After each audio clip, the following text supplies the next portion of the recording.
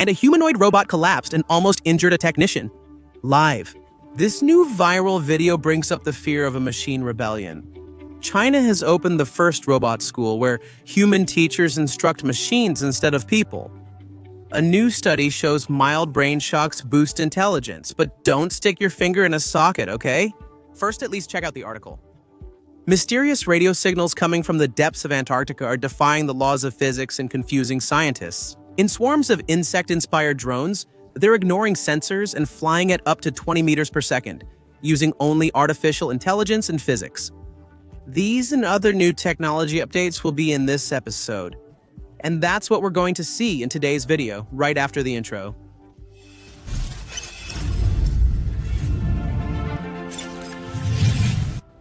Hello, impressed viewers. I'm Realidad Impresionante, and you're watching Realidad Impresionante. If you like our channel, go ahead and leave your like. If you can, share and leave a comment. It really helps with engagement. Without further ado, let's get to the video. And what if a gentle electric current applied directly to your brain could boost your skills with numbers? Yeah, I know it sounds like that, but it's not some crazy experiment, okay? The new study indicates that small, painless, non-invasive brain shocks can, in fact, literally unlock the potential of struggling brains. This is serious research. Don't stick your finger in electrical outlets.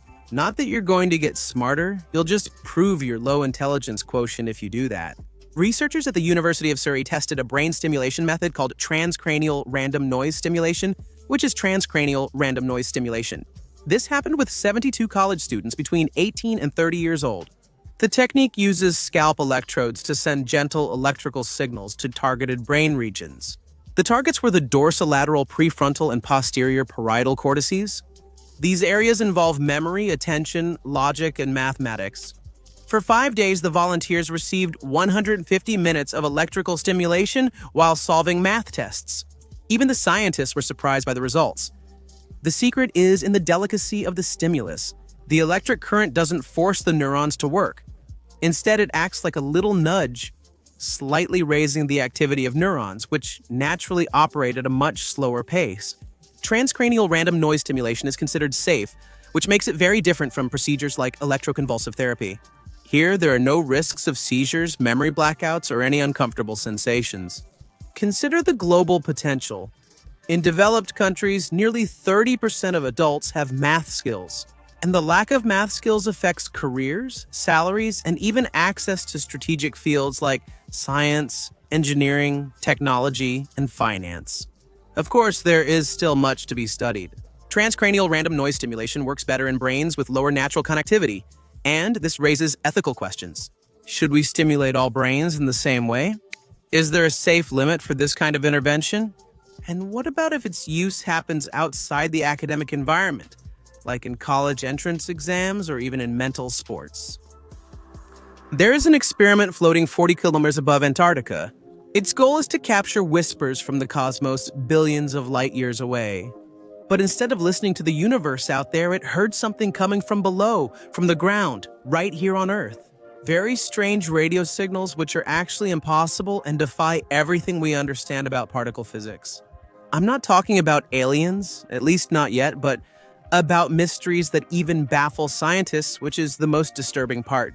No explanation makes sense, at least so far. National Aeronautics and Space Administration's Dionetta project is a scientific spy balloon with 24 ultra-sensitive antennas to detect rare radio waves. When nearly invisible neutrinos collide with Antarctic ice, they act like cosmic ghosts, passing through planets, stars, and even our bodies with little trace. And when one of them finally collides with something dense, like ice for example, the electromagnetic explosion is detectable like a spark in absolute darkness. But what Dionetta detected was completely different, as if something was transmitting through thousands of kilometers of solid rock. And that, according to current physics models, simply shouldn't happen. It should be impossible. Classical physics says these waves should have been fully absorbed by Earth's crust. The fact that they reached the Dionetta balloon intact suggests two scenarios. Either there is a new type of particle with an unknown purpose, or we are facing a phenomenon that may require rewriting particle physics laws. Even neutrinos, the main suspects, have been nearly ruled out. These signals don't match any known pattern of their behavior. This kind of discovery changes everything. It reveals that there are still forces at work beneath our feet that we have barely begun to understand.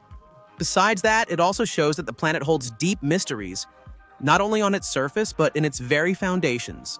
For physicists, it's like finding a torn page in the manual of nature. And now it's necessary to understand what was written there. One thing rarely mentioned about getting to Mars is the chance you might arrive and find the tank empty. No return, no plan B, only deep space silence as a reply. It may sound absurd, but that was a real risk, at least until now.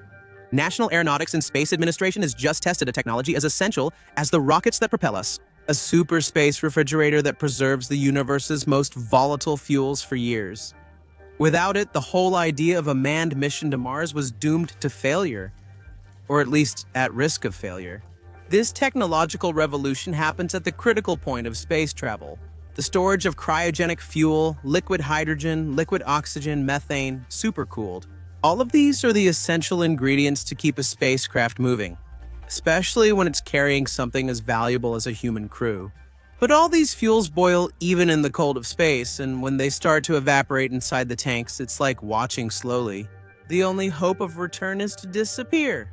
To address this, National Aeronautics and Space Administration developed a two-stage cooling system, also known as a tube in the tank, tested at the Marshall Space Center in Alabama. The idea is brilliant. Two liquid helium circuits circulate in separate layers around the fuel tank, forming a thermal cocoon that blocks heat. In the first stage, tubes with helium at minus 253 degrees surround the fuel tank, keeping it cold so the liquid stays stable. The second stage uses helium that's slightly warmer, at minus 183 degrees. It's strategically placed to intercept heat before it nears the tank. The result? A true cryogenic fortress where the fuel can be stored for several years, with no losses, no risk of explosion, and zero evaporation. Of course, something that until recently was considered impossible. The impact of this innovation is profound. With this technology, manned missions to Mars are no longer just a fantasy and become viable. The margin of error decreases significantly, the amount of fuel needed is reduced, and the mission's autonomy increases a bit. This enables round trips to the Red Planet, permanent moon bases, orbital stations, and asteroid mining missions. In addition, cryogenic technologies like this could be adapted for use here on Earth, such as in energy storage systems and industrial gas transportation, and even in medicine, where precise temperature control can save lives. It was meant to be another routine test with the humanoid robot like any other day. But in just a few seconds, the demonstration turned into a chaotic scene, with mechanical arms flailing in the air, equipment being knocked over, and the technician not knowing what to do. There was a bit of fear there. I think I was really tense. A viral video of another Chinese robot, Unitree, losing control during testing has revived fears that machines could one day escape our control. If they're even under our control, right? The robot in question is a commercially available humanoid capable of performing dynamic tasks, such as running, dancing, and even doing front and back flips. And there are already several videos of users who bought these machines and are using these robots in public areas.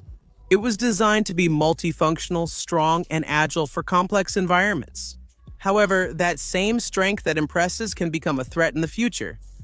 Or maybe even soon, who knows, right? As the video makes very clear, during the test, the robot was suspended by a platform and had its body control routine activated. Before hitting the ground, it became physically unstable, thrashing so violently it nearly toppled the supporting structure. The six-sleeve robot's operator said an execution error caused the incident, a body movement policy that was fully activated while the robot's feet had not yet touched the ground. What this caused was instability in the balance system. It sounds like something technical, but the result was visually dramatic.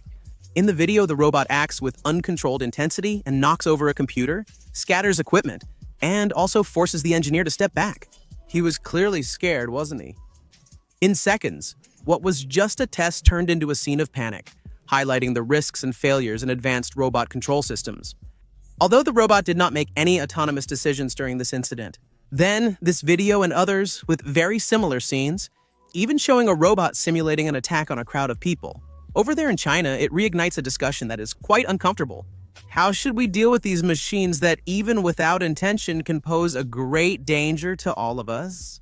The fusion between artificial intelligence and complex biomechanical structures creates robots that learn, react, and adapt. But when that adaptation fails or the programming encounters an error, the result can be pretty scary. These humanoid robots would be unpredictable with real psychological effects. Comparisons with movies like The Terminator and I, Robot. The growing debate on social media about these machines and their safety shows the line between admiration and fear is becoming increasingly thin. Even though many of these incidents are attributed to technical failures, they reveal a fundamental challenge in modern robotics. How can we ensure absolute control over systems that operate partially autonomously? How can we protect people who interact with these machines now and in the future? And what will it be like when these robots are among us by the thousands, acting more and more autonomously? Tell me in the comments, are you on the team that wants robots on the streets? Or is it better to keep them far away from us? Let's get to the discussion, but politely, okay? I'll be reading everything there. This one shows that recharging an electric bike is already as simple as parking it. No cables, no adapters, no bulky charger hanging from your backpack. Just put the kickstand on the ground and that's it. The battery already starts recharging itself. There's even a release date for the market. The system, Tyler Compact, is a more efficient, updated version of Tyler Uno. It has already powered electric bike riders for over 300,000 kilometers using wireless energy.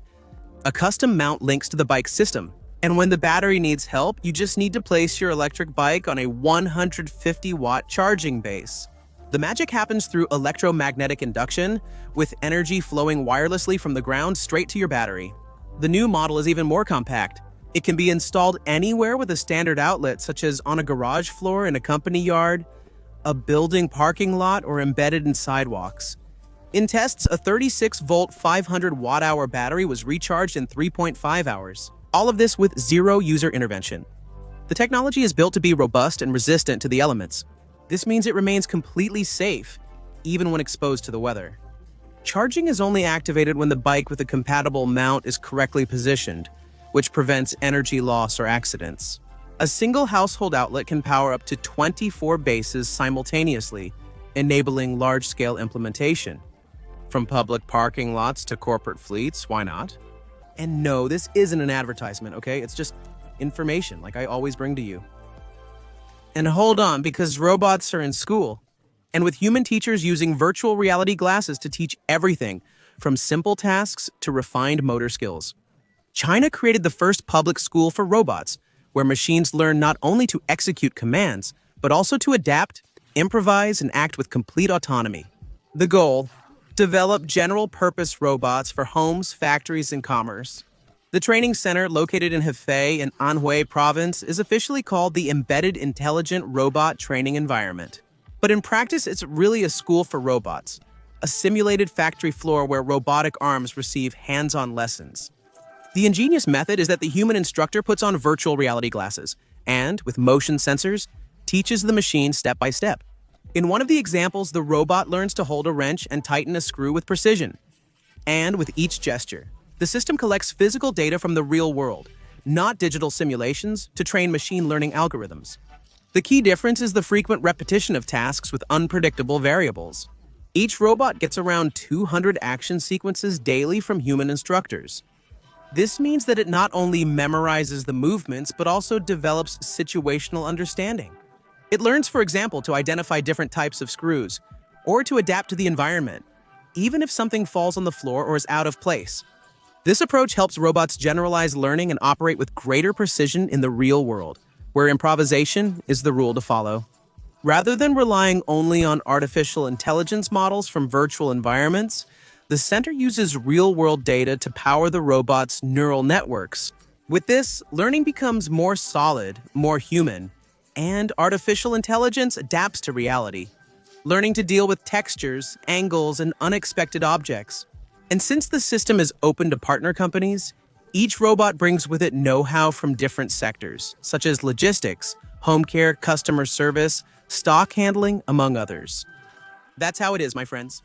This is a paradox where humans are employed and getting paid to teach humanoid robots how to work, and one day take their jobs and their source of income. And advances in flying drones are moving toward them being able to act as if they were a single organism, dodging obstacles at high speed. No sophisticated sensors, communication, or human control.